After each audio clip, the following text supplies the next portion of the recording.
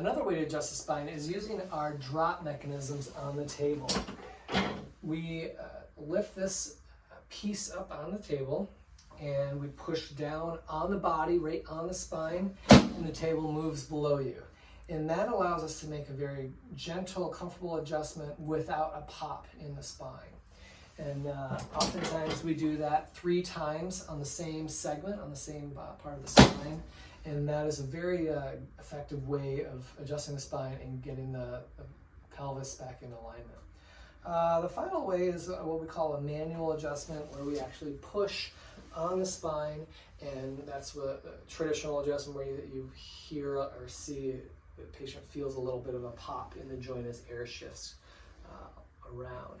So we are going to do that with Bonnie here because that's worked well with her in the past, and I'm going to show you what that looks like. So Bonnie, why don't you come right up on your knees?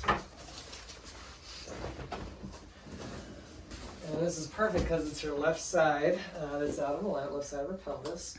And she's going to lay on her side towards me.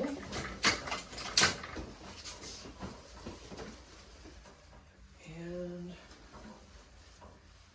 we're going to come right here. And we're just pushing straight forward. Oop, a little stuck today. Good. And then right on your back.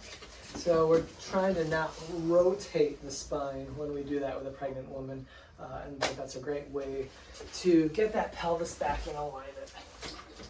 Now we're taking a look at her neck, and I already looked at her before we started shooting the video, and she's out of alignment on the upper neck, second vertebra on the left side. So we'll just do a little push here. Great. And the more pregnant someone is, the fewer adjustments you want to make. We don't want to overstimulate the body. So we're just going to do a couple more. Good. Nice and easy. And we're going to just now look for some tension in the hip flexors